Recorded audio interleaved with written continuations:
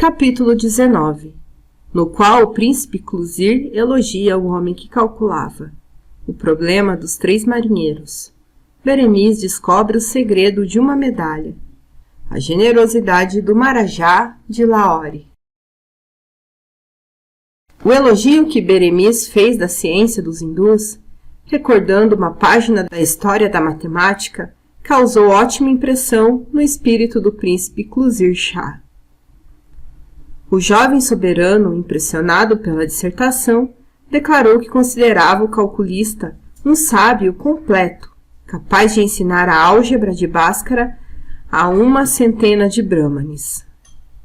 Fiquei encantado, ajuntou ainda, ao ouvir essa lenda da infeliz Lilavati, que perdeu o noivo por causa de uma pérola do vestido.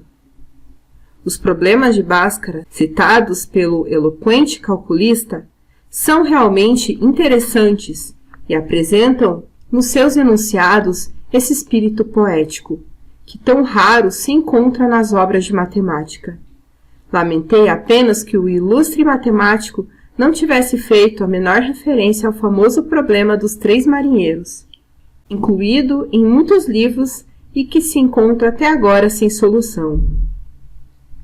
Príncipe magnânimo, respondeu Berenice. Entre os problemas de Bhaskara, por mim citados, não figura, na verdade, o problema dos 3 marinheiros. Omiti esse problema pela simples razão de não o conhecer, senão por uma citação vaga, incerta e duvidosa, e ignorar o seu enunciado rigoroso. Conheço-o perfeitamente, retorquiu o príncipe, e teria grande prazer em recordar agora essa questão matemática que tem embaraçado tantos algebristas. E o príncipe Clusir Shah narrou o seguinte. Um navio que voltava de Serendib, trazendo grande partida de especiarias, foi assaltado por violenta tempestade. A embarcação teria sido destruída pela fúria das ondas se não fosse a bravura e o esforço de 3 marinheiros, que no meio da tormenta manejaram as velas com extrema perícia. O comandante, querendo recompensar os denodados marujos, deu-lhe certo número de cates. Esse número, superior a 200, não chegava a 300. As moedas foram colocadas numa caixa para que no dia seguinte, por ocasião do desembarque, o almoxarife as repartisse entre os 3 corajosos marinheiros. Aconteceu, porém, que durante a noite, um dos marinheiros acordou, lembrou-se das moedas e pensou, será melhor que eu tire a minha parte, assim não terei ocasião de discutir ou brigar com meus amigos. E sem nada dizer aos companheiros, foi pé ante pé, até onde se achava guardado o dinheiro. Dividiu em 3 partes iguais, mas notou que a divisão não era exata e que sobrava um catil. Por causa dessa mísera moedinha, é capaz de haver amanhã discussão e rixa. O melhor é jogá-la fora. E o marinheiro atirou a moeda ao mar, retirando-se cauteloso. Levava sua parte e deixava no mesmo lugar a que cabia aos companheiros. Horas depois, o segundo marinheiro teve a mesma ideia. Foi à arca em que se depositara o prêmio coletivo e dividiu em 3 partes iguais. Sobrava uma moeda. Ao marujo, para evitar futuras dúvidas, veio a lembrança atirá-la ao mar. E dali voltou levando consigo a parte a que se julgava com direito. O terceiro marinheiro, ignorando por completo a antecipação dos colegas, teve o mesmo alvitre. Levantou-se de madrugada e foi, pé ante pé, à caixa dos catis. Dividiu as moedas, que lá encontrou, em 3 partes iguais. A divisão não foi exata, sobrou um catil. Não querendo complicar o caso, o marujo atirou ao mar a moedinha excedente. Retirou a 1/3 parte para si e voltou tranquilo para o seu leito. No dia seguinte, na ocasião do desembarque, o almoxarife do navio encontrou um punhado de catis na caixa. soube que essas moedas pertenciam aos 3 marinheiros. Dividiu-as em 3 partes iguais, dando a cada um dos marujos uma dessas partes. Ainda dessa vez, a divisão não foi exata. Sobrava uma moeda que o almoxarife guardou como paga do seu trabalho e de sua habilidade. É claro que nenhum dos marinheiros reclamou, pois cada um deles estava convencido de que já havia retirado da caixa a parte que lhe cabia do dinheiro. Pergunta-se afinal, quantas eram as moedas? Quanto recebeu cada um dos marujos? O homem que calculava, notando que a história narrada pelo príncipe despertara grande curiosidade entre os nobres presentes, achou que devia dar solução completa ao problema, e assim falou. As moedas, uma vez que eram em número superior a 200 e não chegavam a 300, deviam ser, a princípio, em número de 241.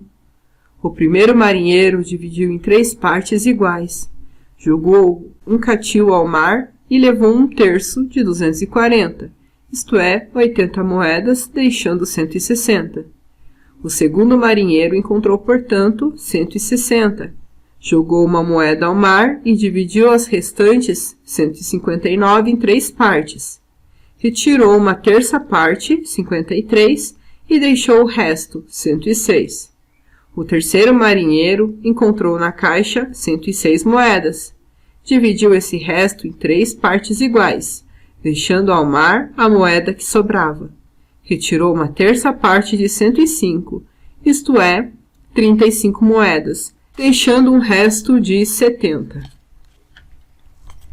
O almoxarife encontrou 70 moedas, retirou uma e dividiu as 69 restantes em 3 partes, cabendo dessa forma um acréscimo de 23 moedas a cada um dos marujos. A divisão foi, portanto, a seguinte. Primeiro marujo, 80 mais 23, 103. Segundo marujo, 53 mais 23, 76. Terceiro marujo, 35 mais 23, 58. Almoxarife 1. Atiradas ao mar 3. Total 241.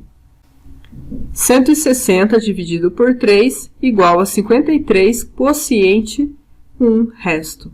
Divisão feita pelo segundo marinheiro. Dividindo 160 por 3, dá 53 e sobra 1. Então, 106 dividido por 3, 35, quociente 1 resto. Divisão feita pelo terceiro marinheiro, dividindo 106 por 3, dá 35 e sobra 1. Enunciada a parte final da solução do problema dos 3 marinheiros, calou-se Beremiz. O príncipe de Lahore tirou de sua bolsa uma medalha de prata e, dirigindo-se ao calculista, assim falou. Pela interessante solução dada ao problema dos 3 marinheiros, vejo que é capaz de dar explicação aos enigmas mais intrincados que envolvem números e cálculos. Quero, pois, que me deslindes o significado desta medalha.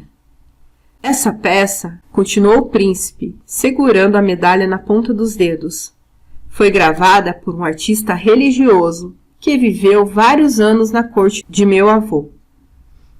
Deve encerrar um enigma que até hoje magos e astrólogos não conseguiram decifrar. Numa das faces aparece o número 128, rodeado por 7 pequenos rubis.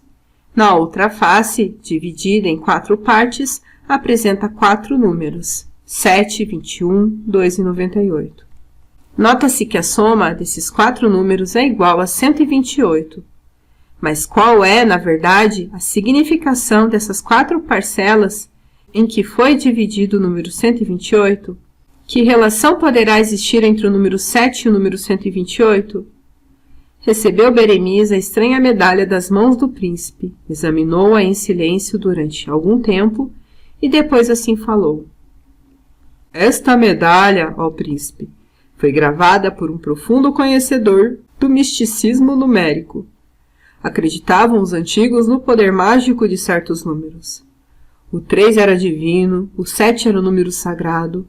Os 7 rubis que vemos aqui revelam a preocupação do artista em relacionar o número 128 com o número 7. O número 128, como sabemos, é decomponível num produto de 7 fatores iguais a 2.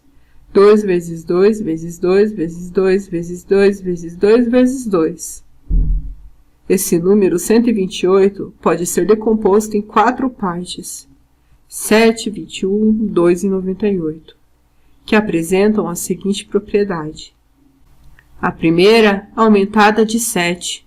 A segunda, diminuída de 7. A terceira, multiplicada por 7. E a quarta, dividida por 7. Darão o mesmo resultado. Veja bem. 7 com mais 7, 14. 21 menos 7, 14. 2 vezes 7, 14. 98 dividido por 7, 14. Essa medalha deve ter sido usada como talismã, porém contém relações que envolvem o número 7, que para os religiosos era um número sagrado. Mostrou-se o príncipe de Lahore encantado com a solução apresentada por Beremiz. Ofereceu-lhe como presente não só a medalha dos 7 rubis, como uma bolsa com 100 moedas de ouro. O príncipe era generoso e bom. Passamos a seguir para uma grande sala onde o poeta Yazid ia oferecer riquíssimo banquete aos seus convidados.